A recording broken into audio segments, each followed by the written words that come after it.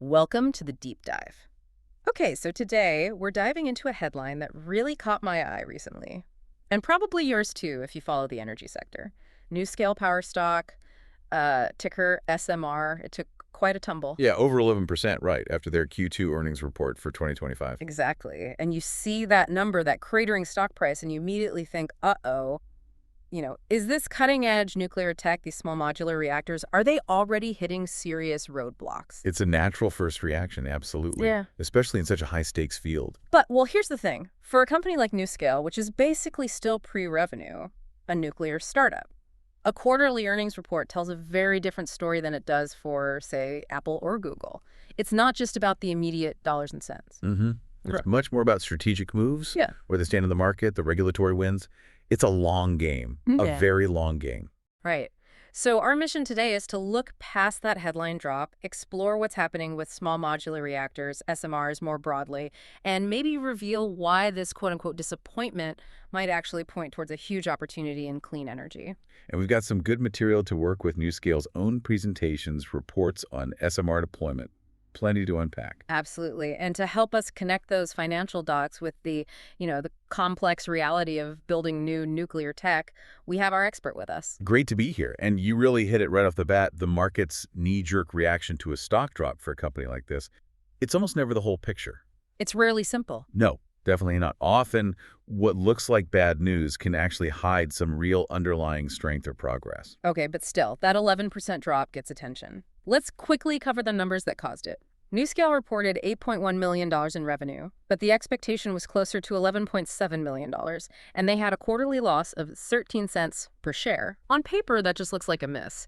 So what's the fundamental difference in how we should read these numbers for NuScale versus, I don't know, a big established tech company? Well, what's really insightful here is that for a company like NuScale, basically still in the development phase, these specific quarterly numbers like revenue, they weren't really the main focus for serious long-term investors. Okay, so why not?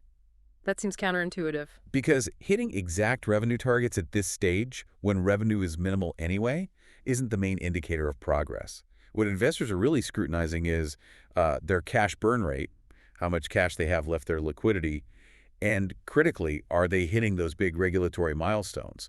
Is the project pipeline looking healthy? So it's less like tracking quarterly sales. Exactly. Think of it more like a biotech company in clinical trials. Their value isn't measured in drug sales yet. It's measured in proving the drug works and is safe, getting through those trial phases. For NuScale, it's about proving the tech and getting regulatory green lights, market readiness. Okay, that makes sense. So how do they look on that front, the cash situation? Actually, pretty solid. As of the end of June 2025, they had nearly $490 million in cash. Wow, okay. And that's not just a number, right? That's their strategic capital. It gives them a runway breathing room for almost 5 more years at their current spending rate. 5 years, that's significant. It is. And what's also important is that their cash burn rate is actually decreasing compared to 2024. So they have stability. That financial cushion lets them keep pushing forward on those non-financial milestones, which honestly are the real value drivers right now. Right, that cash position definitely changes the perspective from just they missed revenue. But what I find even more interesting is what happened despite the revenue miss.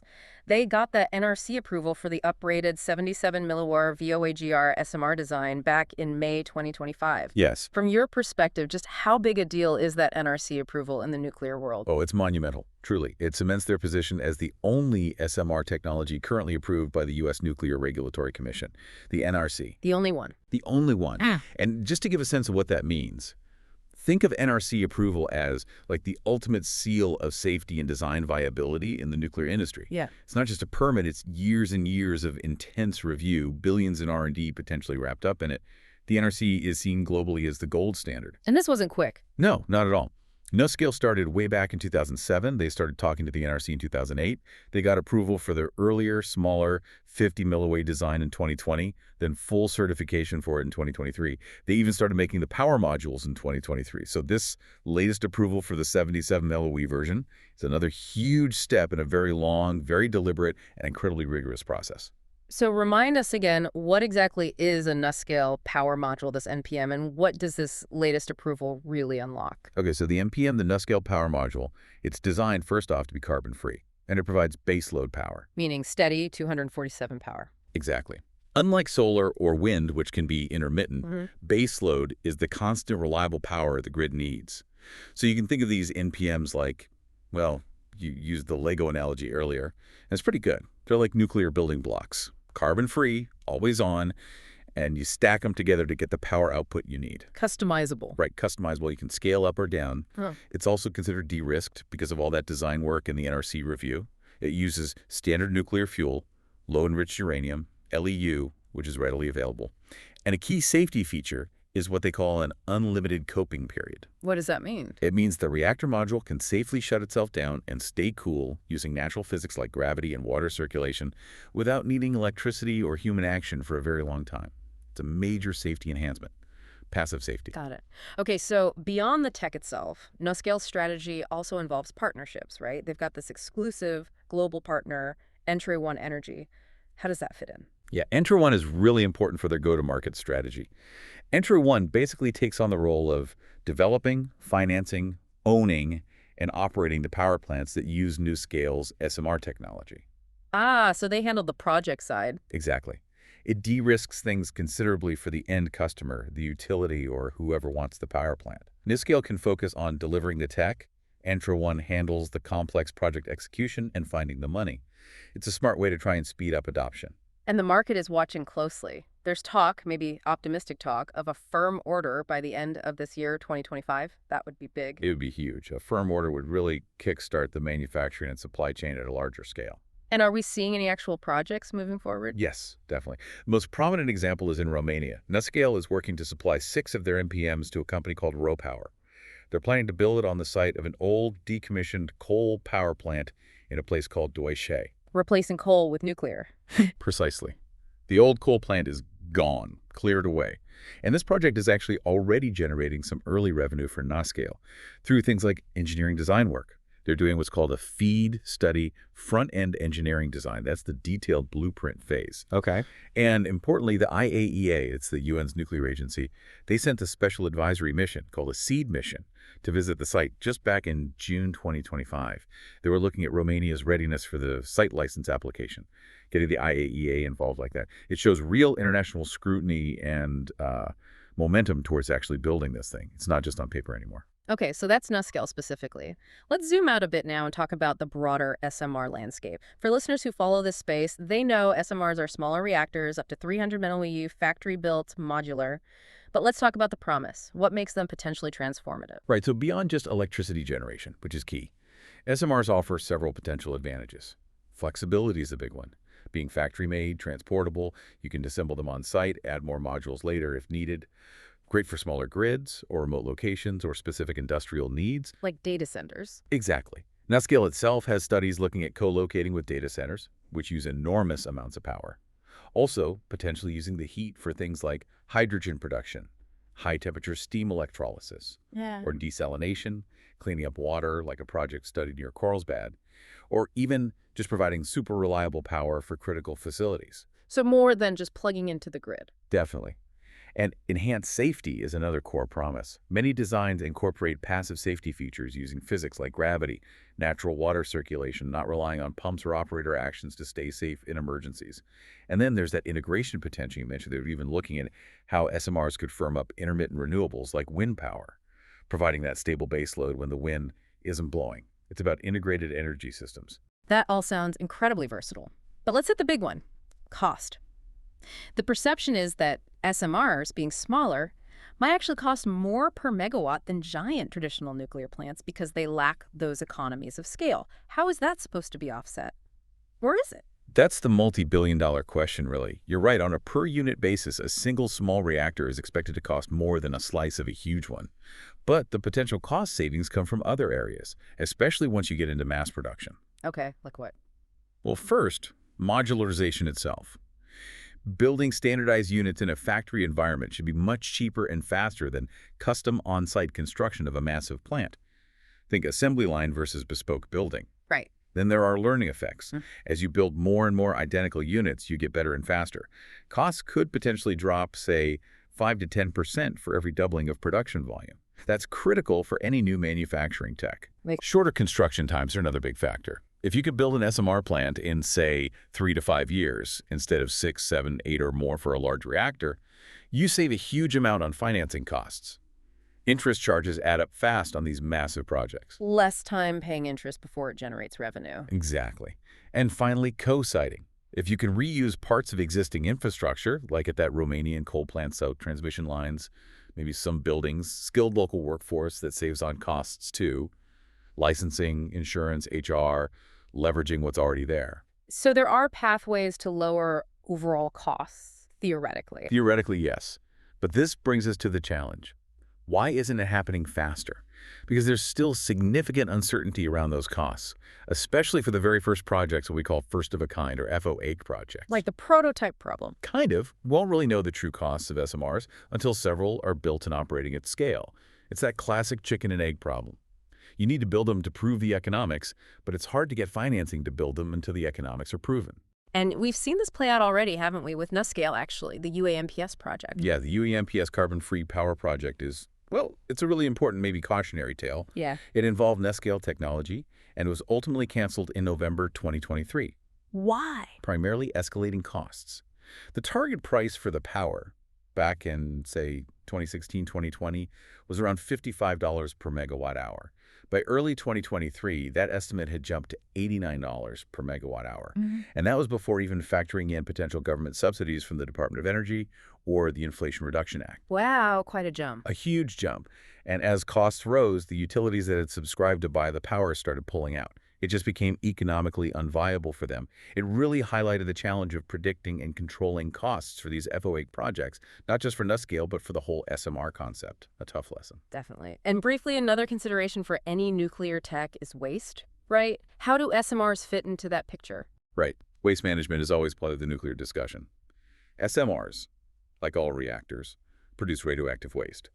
Interestingly, because of their different designs, some SMRs might produce waste streams with slightly different characteristics compared to large reactors. Maybe different isotopes or concentrations due to things like neutron leakage from smaller cores. So not necessarily less waste, just maybe different. Potentially, yeah. It's not unique to NuScale, it's a general SMR characteristic being studied. It just means that the industry needs ongoing R&D to optimize disposal strategies, whether that's dry cask storage on site, eventual geological repositories, maybe reprocessing in the future, or regional storage solutions. It's an area that needs continued focus as these reactors get deployed. Okay, so challenges exist, cost uncertainty, waste. But there's also this growing supportive environment, especially from governments. Absolutely. Yeah. There's significant bipartisan support for nuclear power now, which wasn't always the case. And that translates into real policy and funding. You mentioned the Inflation Reduction Act, the IRA that provides tax credits and support for carbon-free energy, including advanced nuclear like SMRs. Right. There was also $900 million specifically earmarked for SMR cost sharing in the FY 2024 budget. And legislation like the Advance Act aims to streamline the NRC's approval process for new reactors. Yeah. So there's a definite push. It feels like a real policy shift. It does.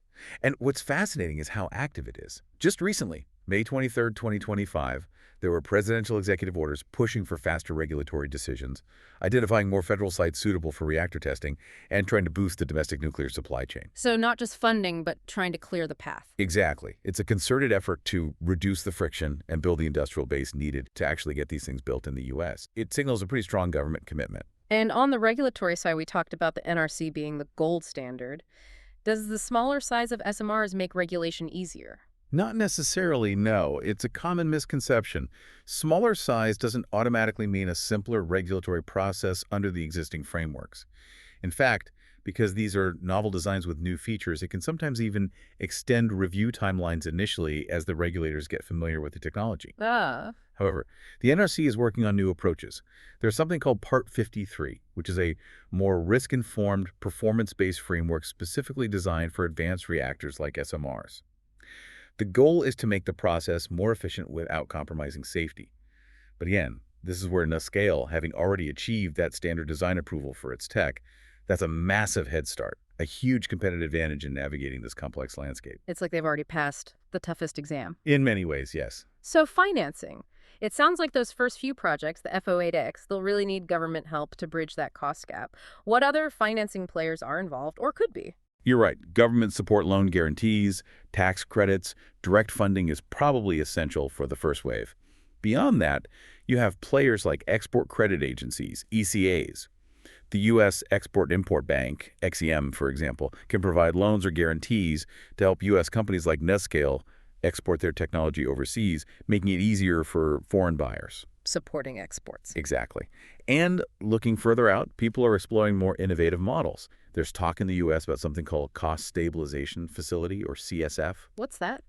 The idea is basically to pool investments and provide some kind of backstop financing like insurance to reduce the risk for those early, expensive FOK projects.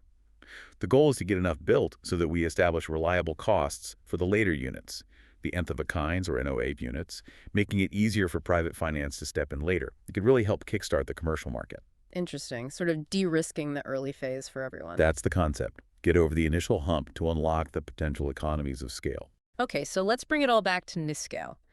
That stock drop grabbed headlines, but what's the bigger picture here? It seems the market's immediate reaction needs that context we've been discussing. Absolutely. They're hitting these crucial regulatory milestones, positioning themselves as a leader, maybe the leader right now, in an industry that's just starting to emerge, and their financials, well, that strong cash position gives them the time they need to navigate these early capital-heavy years. Yeah, exactly.